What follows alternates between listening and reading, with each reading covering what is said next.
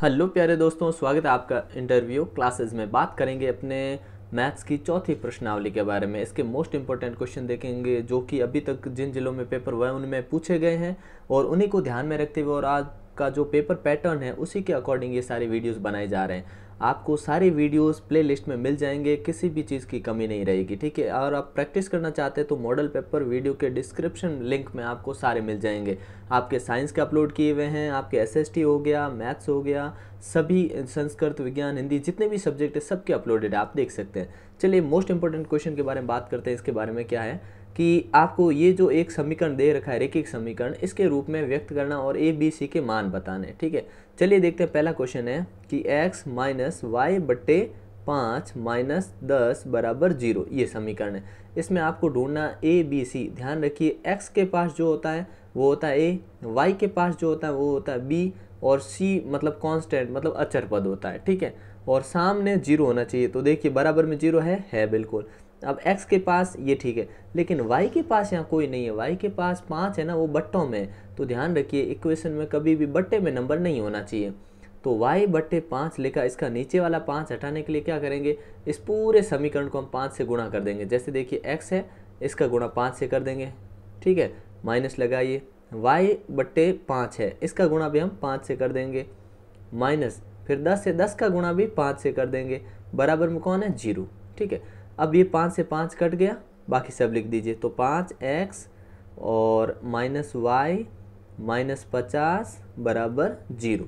अब A B C के मान बताइए। तो a का मान क्या होगा, a बराबर हो जाएगा अपने 5, ठीक है। b क्या होगा, b देखो y के पास कौन है, कोई नहीं है, मतलब 1 है और निशान कैसा माइनस है ना, तो अपने b का मान हो जाएगा अपने y का मान हो जाएगा अपने जो समीकरण b का मान हो जाएगा अपने -1 और c का मान -50, ठीक है ना। तो क्या होगा, a बराबर आपके 5, b बराबर -1, c बराबर -1 और c बराबर -50। आंसर हो गया। अगला देखिए, ये तो बहुत आसान है, लेकिन इसमें क्या करना, जो ये 2x प्लस 3y बराबर 6 उधर है ना, इसको इधर ले आएंगे तो माइनस का 6 बराबर 0। अब आप x और y के मान में से आप a और b निकालेंगे। तो a बराबर कितना हो गया, आपने कहा a बराबर -2, b बराबर कितना हो गया, ये हो गया 3, ठीक है। और c बराबर कितना हो गया, ये हो गया -6, ठीक है। ये आंसर हो गया। अगला देखिए, इसके अंदर पूछा गया तो सेम है, x है, y उधर है, तो -3y ले लो इधर, 3y बराबर 0। तो देखिए x हो गया 1, सॉरी a हो गया 1 और b हो गया अपने -3 और c क्योंकि यहाँ कोई कुछ है ही नहीं तो c बराबर हो गया अपने 0, c का मान 0। सेम टू सेम इसी में भी ऐसे करेंगे तो a बराबर तो 3 आएगा और b बराबर है ही नहीं इसलिए 0 और c बराबर आएगा आपके 2। सेम टू सेम इसमें होगा, जिसमें आपके देखो y के पास होता है वो कौन होता है, b होता है। a तो यहाँ है ही नहीं क्योंकि x पास x है ही नहीं इधर, तो x तो बराबर हो गया 0 और जो आपके सॉरी a तो हो गया अपने 0, b जो है वो हो गया अपने कितने, y के पास 1 है 1, c बराबर हो गया -2। इस प्रकार से अगला प्रश्न, ये तो कॉमन क्वेश्चन है, मतलब बार बार पूछा हुआ क्वेश्चन है ये वाला, ठीक है। तो इसमें क्या करना, आपको x का मान 2, y का मान 1 रखना है समीकरण में। तो देखिए 2x है, 2 की जगह x का मान कितना रखना, देखिए 2 का 2 लिखा समीकरण में, फिर x की जगह रख दीजिए 2, ठीक है। फिर प्लस है, प्लस लगाइए, फिर कितना 3 है ना, 3 लगाइए, y का मान कितना 1, ठीक है, बराबर k। अब देखिए 4, 2 दूनी 4 हो गया, प्लस 3 एकम 3, 7। तो k का मान कितना हो गया, k बराबर 7 उत्तर आ गया, ठीक है। अगला सवाल देखते हैं। आपको ये रेखिक समीकरण दे रखा है, इसका आलेख खींचना है। आलेख खींचना मतलब ऐसे आपको टेबल बनानी, फिर आपको x और y, ध्यान रखिए जो समीकरण दे रखा है इस समीकरण को पहले या एक साइड आप x इधर रखिए, 4 उधर है ही, इस y को उठा के उधर भेजेंगे तो -y हो जाएगा।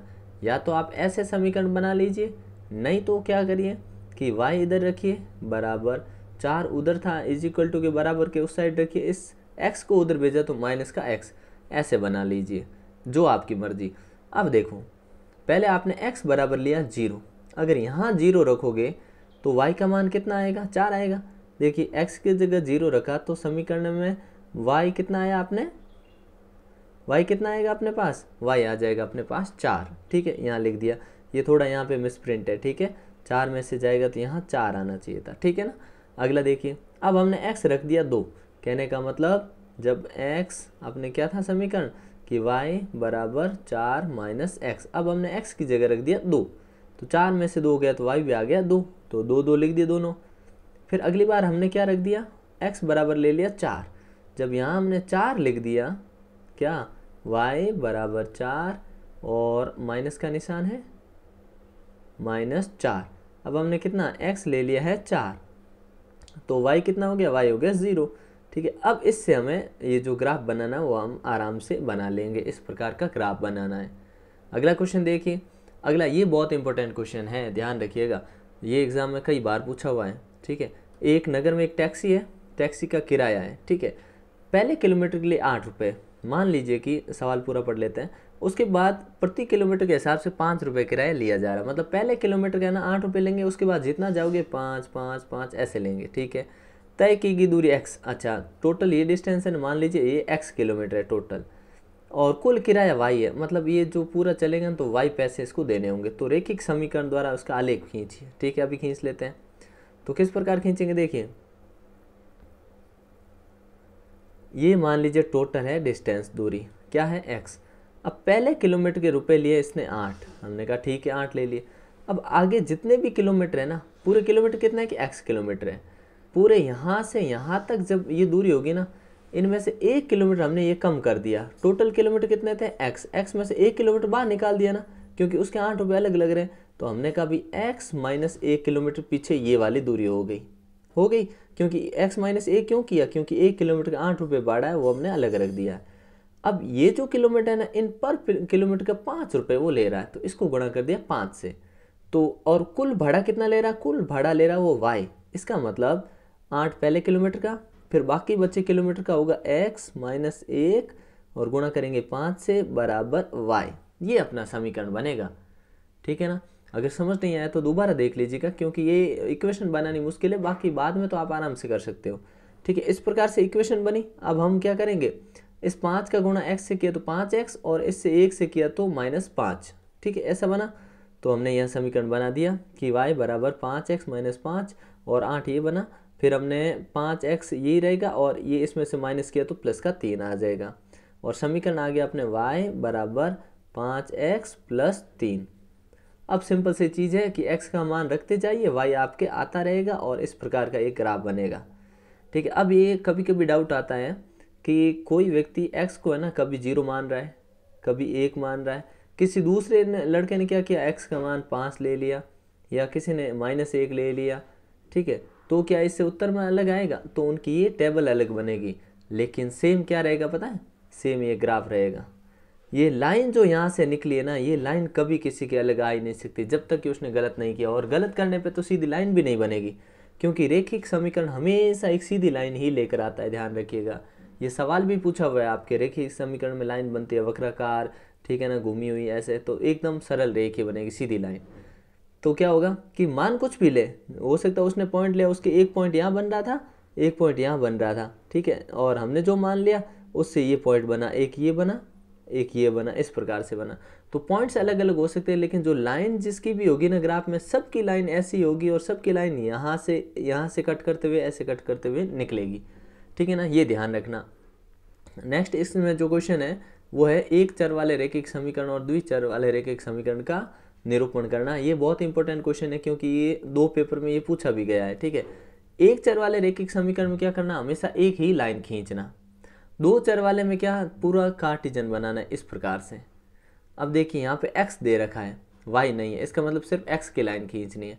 तो हमने कहा इसका मान निकालते हैं, तो 2x, ये जो +9 बराबर 0 है, उसमें हमने लिखा 2x, इस 9 को उधर भेजा -9, और x का मान कितना आ गया, x का मान 9 में -9 में इसका भाग लगेगा 2 का, तो 4.5। ठीक है, तो x बराबर 4.5 -4.5 ये हो गया।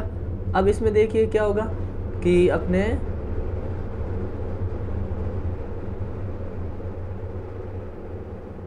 सॉरी डिस्टर्बेंस के लिए माफ़ी चाहता हूँ, है ना।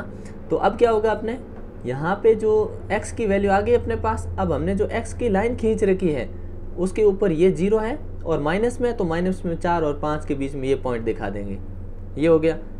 और दूसरा वाला क्या होगा जिसमें आपको 2 बताने हैं, तो 2 में बताने के लिए हमेशा ध्यान रखिए पूरा कार्टेशियन बनाएंगे और इस पॉइंट पे जाएंगे।